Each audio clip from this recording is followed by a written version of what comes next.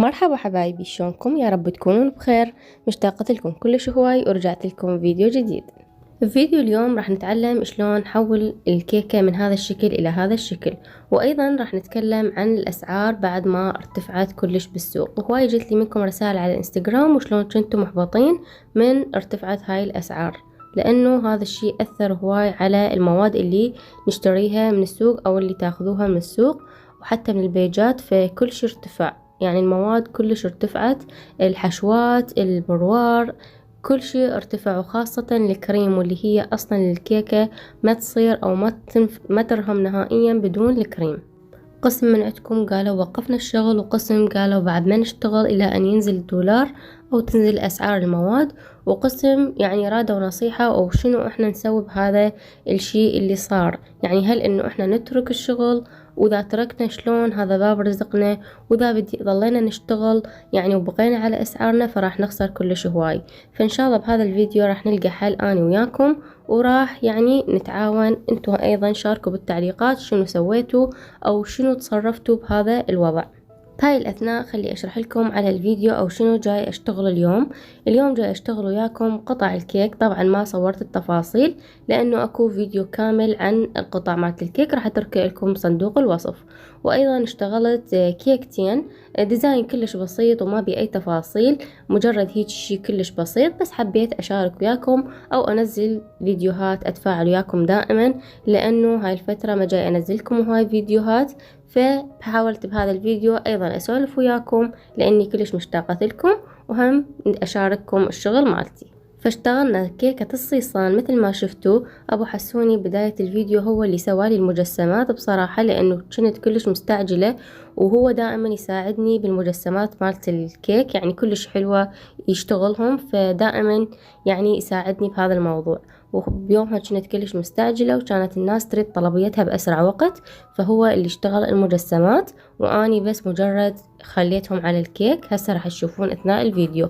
وثانيا الكيكة الثانية اللي هي كيكة هيجي مالت بنوتات، راح تستفادون من عدها وتقدرون تستخدموها الأعياد ميلادكم أو لطلباتكم. هنا الكريم لما خلطناها ما كانت كلش ناعمة، لأنه كان السبب أنه الماء كان كلش قليل، فأثر على الكريم والقوام مالتها، فصارت هيجي بهذا الشكل انه تبقى بيها فقاعات وتبقى محببة او شكلها غير محبب اثناء العمل. فهو تعبتني بالثقل. بس هسه تشوفون خلال الفيديو استخدمنا حيلة كلش بسيطة وتقدرون تستخدموها، فشوية راح تسهل عليكم الشغل وراح تعطيكم الملمس الناعم او المنظر الناعم إلها. تكلمت أكثر عن مواد الكيك بنهاية الفيديو، فكملوا الفيديو للآخر. واللي ما مشترك بالقناة اشتركوا بالقناة، هذا الشي يشجعني استمر وياكم، ولا تنسون اللايك.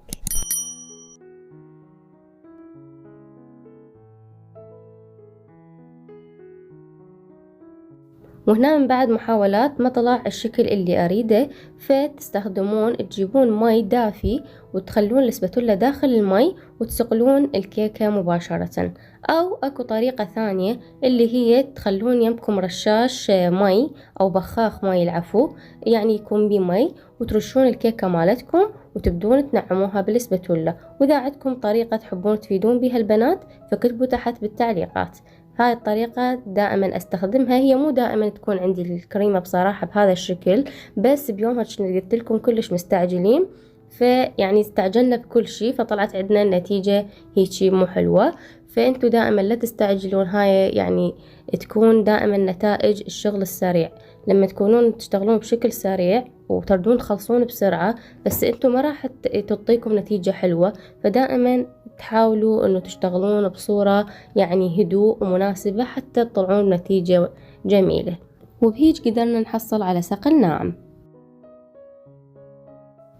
أما هنا فاستخدمت هذا اللون الوردي بأي فورمة كانت متواجدة عندكم، وحتى وإن كان الكيس مالت الحلواني أو كيس التزيين فقط، قصوه من فوق وابدوا سووا هاي التموجات، وبعدين ابدوا مرروا الاسباتولا عليها وراح تعطيكم منظر جميل.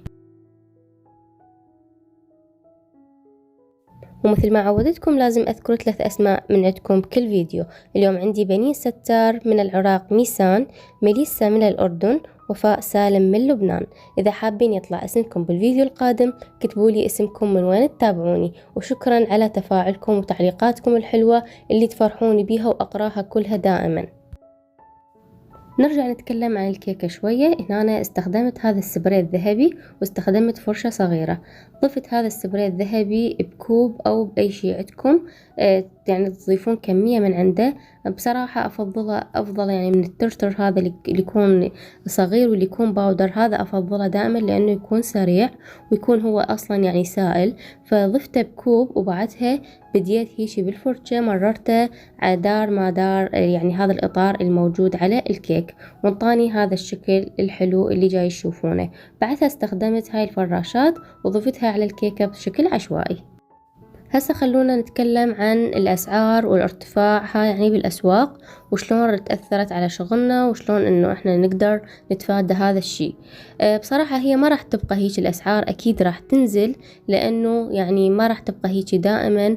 هذا الشيء سبب خسارة كلش هواي الناس، وخاصة أصحاب الأعمال كلش راح يخسرون أو خسروا يعني بهذا الشيء اللي صار. وأني واحدة من عندهم الصراحة، لأنه أنا هم يعني عندي بيج على الانستغرام وعلى الفيسبوك.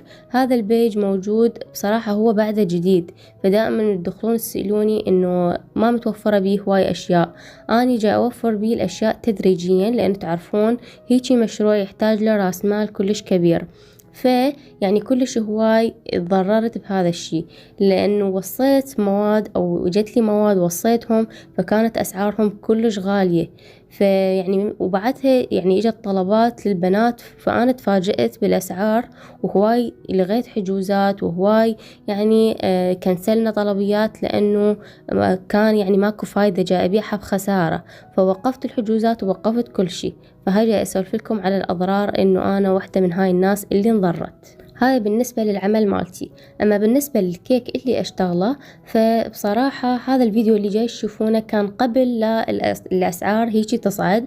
فمثل ما جاي تشوفون الحشوات مثل ما هي، المروار والجوز كل شيء استخدمته طبيعي. بس إذا كانت يعني أنتوا تشتغلون كيك ومتعلمين إنه أنتوا تخلون هاي الحشوات، فضروري إنه أنتوا تصعدون الأسعار، لأنه هذا الشيء مو بإيدكم، لأنه راح تخسرون كلش هواي بالكيك مالتكم. فيا أما تنزلون من الأسعار، يا أما تستخدمون كميات قليلة، يعني ما تخلون هاي الحشوات كلها بالكيك، لأنه أنتوا راح تشتغلون هيك بدون فايدة وراح يكون تعب. طبعا هواي ناس ما تقدر هذا الشيء، وهواي ناس ما راح تجيكم ولا تاخذ طلبات، لأنه يعني بكل اعتقادهم أو اللي هم يفكرون إنه أنتوا اللي صعدتوا الأسعار عليهم.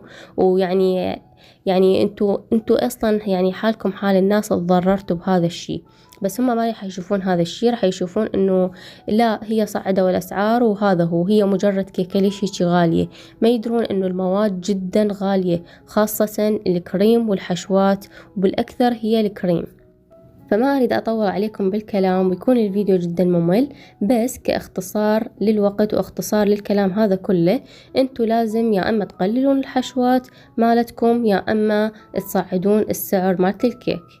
وهذا كل اللي أقدر أفيدكم به، أو إنه أنتوا توقفون الحجوزات لفترة وبعدها يعني تقولون لزبائنكم بعدها ترجعون توفرون الكيك من جديد. فماكو غير هاي الحلول الصراحة. وأنا واحدة من الناس اللي ما جاي أخذ طلبات بهاي الفترة، لأنه الأسعار جدا غالية مثل ما قلت لكم. فحاليا متوقفة وحاسبتها، ما أقول خسارة، وإنما أقول إنه هي فترة استراحة إلي.